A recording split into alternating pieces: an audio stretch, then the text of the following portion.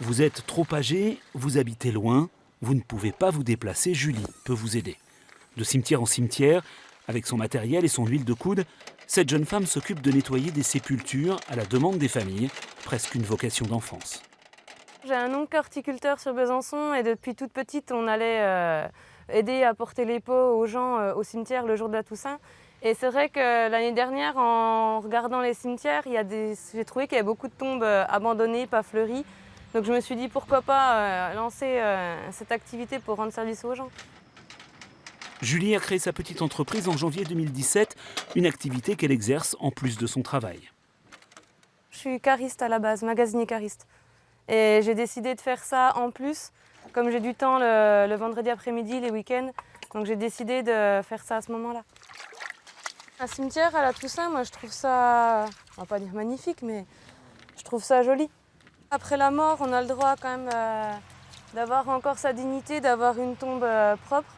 Donc c'est pour ça que j'ai eu l'idée en fait de faire ça. Et si le cimetière appartient à la commune, l'obligation d'entretien reste limitée pour la municipalité.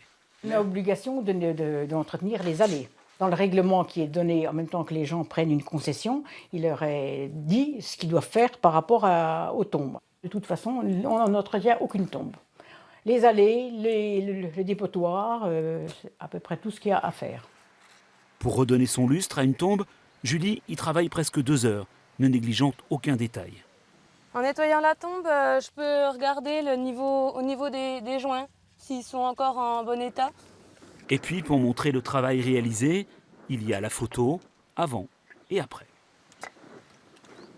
Ça me sert pour l'emplacement des plaques, déjà pour pouvoir les replacer correctement. Et après, ça me sert comme preuve aussi aux gens de l'état de la tombe et que j'ai bien fait le nettoyage. Bonjour. Bonjour. La tombe, c'est celle de l'époux de Marie-Thérèse, décédée il y a plusieurs années. Elle ne peut plus entretenir la sépulture et ses enfants viennent peu. Mes enfants, bon, les tombes pour eux, c'est pas toujours. J'ai une petite fille qui vient régulièrement sur la tombe. Les jeunes ne viennent pas beaucoup dans les cimetières. Je ne pense pas me tromper en disant ça. C'est pas pour autant qu'ils oublient les personnes décédées. Hein. Auto-entrepreneur, Julie commence à se faire connaître. Elle a remis en état une dizaine de sépultures au mois d'octobre. Un travail qu'elle considère aussi comme une marque de respect pour les disparus.